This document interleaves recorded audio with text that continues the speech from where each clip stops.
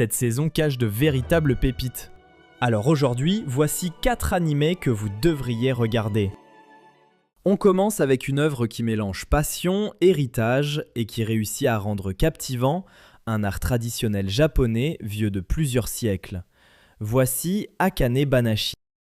Depuis son enfance, Akane Ozaki est fasciné par le rakugo, un art théâtral et humoristique traditionnel japonais né il y a des centaines d'années.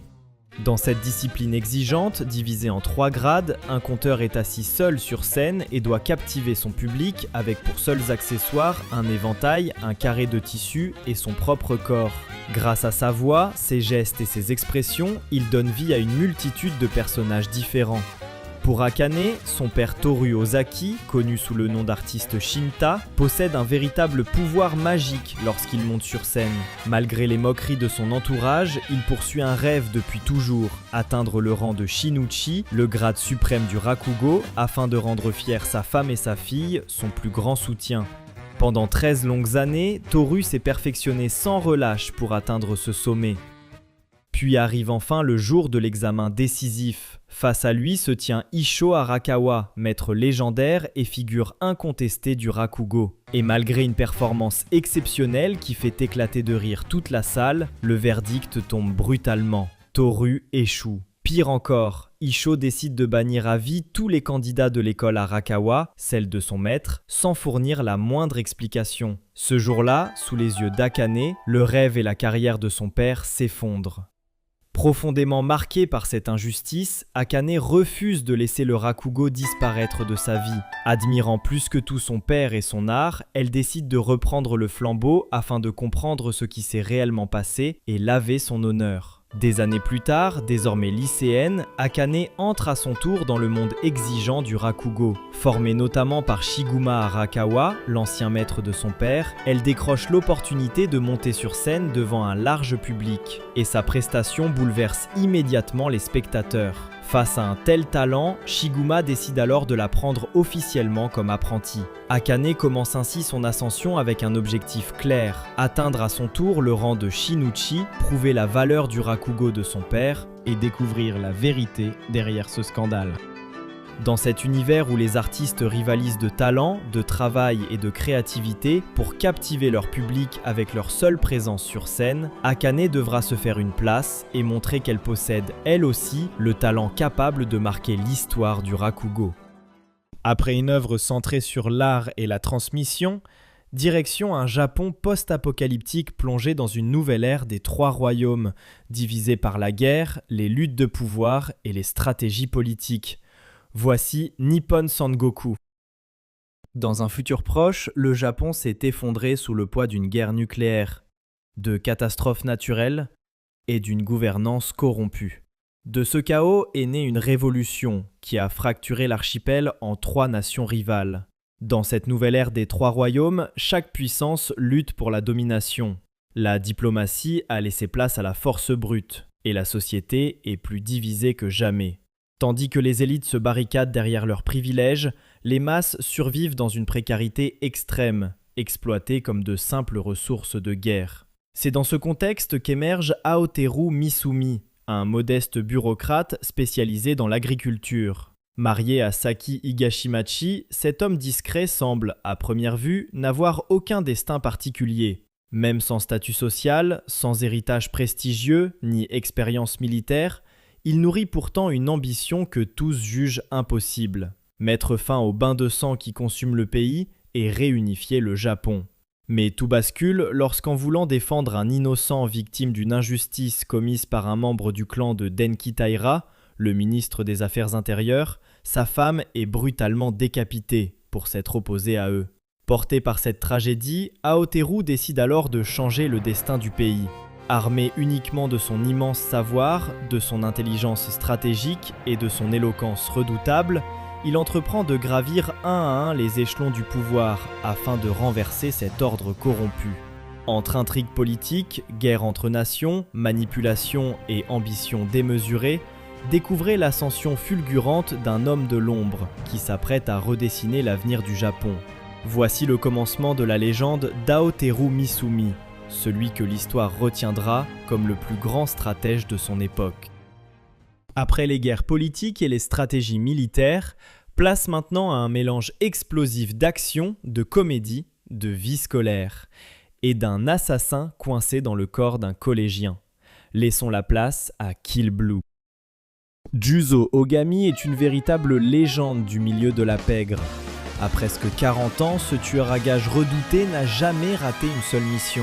Divorcé et père d'une fille, il a passé sa vie dans l'ombre, formé dès son plus jeune âge à devenir une véritable machine à tuer. Mais sa vie bascule lors d'une mission visant à démanteler l'organisation criminelle et le groupe de manipulation génétique Mitsuoka Pharmaceuticals. Au cours de l'opération, Juzo est piqué par une mystérieuse guêpe génétiquement modifiée, puis s'effondre. À son réveil, le célèbre assassin découvre avec horreur qu'il est désormais piégé dans le corps d'un adolescent de 12 ans. Alors qu'il cherche désespérément à comprendre ce qui lui est arrivé et trouver un moyen d'inverser la métamorphose, son patron lui confie une mission totalement absurde. Infiltrer un prestigieux collège afin d'évaluer sa sécurité avant l'arrivée de sa propre fille dans l'établissement. Contraint de vivre sous couverture parmi des adolescents de l'âge de sa fille, ce professionnel du crime se retrouve plongé dans un univers qu'il considère bien plus terrifiant que n'importe quelle mission, la vie scolaire. Mais contrairement à ses a priori, Juzo finit peu à peu par apprécier cette nouvelle vie. Pour la première fois, il découvre les cours, les rivalités adolescentes, les maladresses de la jeunesse, mais aussi des liens d'amitié totalement imprévisibles. Cependant, derrière cette mission se cache un enjeu bien plus important. Pour espérer retrouver son corps d'adulte, Juzo doit enquêter de l'intérieur sur Noren Mitsuoka, l'héritière de Mitsuoka Pharmaceuticals, qui pourrait détenir la clé de l'antidote.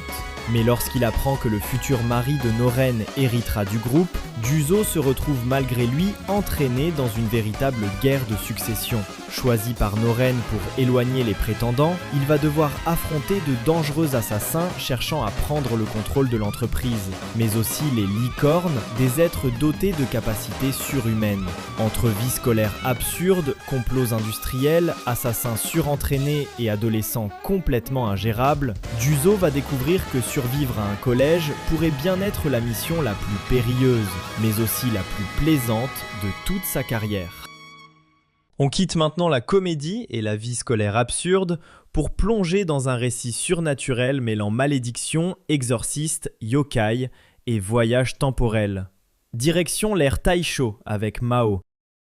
À l'âge de 7 ans, la jeune Nanoka Kiba survit miraculeusement à un terrible accident qui coûte la vie à ses 2 parents.